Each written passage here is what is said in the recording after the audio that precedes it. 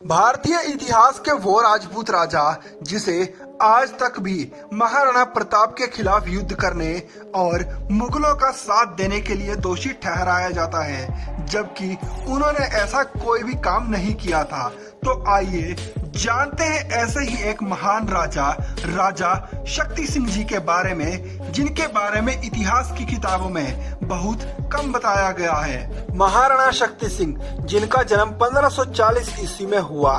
इनके पिता मेवाड़ के महाराणा उदय सिंह और माता सज्जाबाई जी थी, जो महाराणा उदय सिंह जी की दूसरी रानी थी। शक्ति सिंह के भाई विरमदेव थे। बड़े भाई महाराणा प्रताप के जन्म के कुछ महीनों बाद ही शक्ति सिंह का जन्म हो गया था। बचपन तो दोनों भाइयों का साथ ही बीता, वो भी बिना किसी मनमुटाव के। लेकिन वो समय भी जल्द ही आ गया जब ये दोनों भाई एक दूसरे के खिलाफ खड़े हो गए।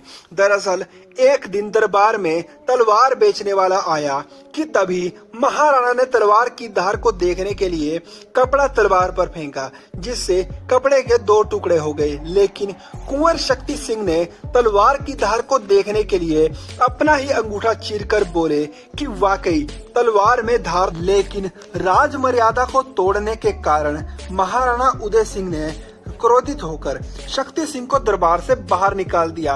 बस इसी बात पर कुंवर शक्ति सिंह जिंदगी भर महाराणा से नाराज रहे।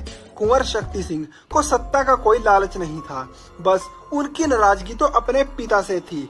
कुछ सालों बाद 31 अगस्त 1567 ईस्वी में अकबर ने धौलपुर के करीब अपना पड़ाव डाला और वहां उनकी मुलाकात शक्ति सिंह से हुई।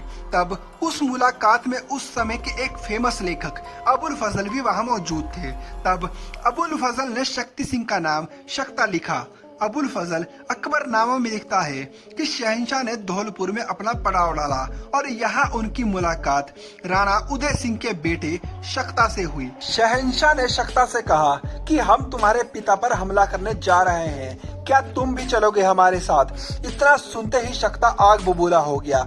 शक्ति सिंह जी ने इसकी सूचना तुरंत ही चित्तौड़ जाकर महाराणा उदय सिंह जी को दे दी, जिससे युद्ध की तैयारियां और राज परिवार की रक्षा हो सके। लेकिन फिर किसी बात को लेकर महाराणा प्रताप का झगड़ा शक्ति सिंह जी से हो गया।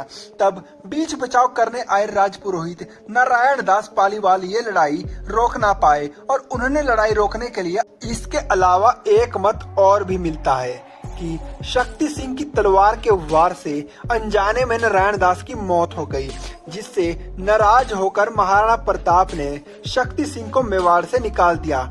इसके बाद शक्ति सिंह जी 1572 से 1576 तक डूंगरपुर रावर आस्करण की सेवा में रहे।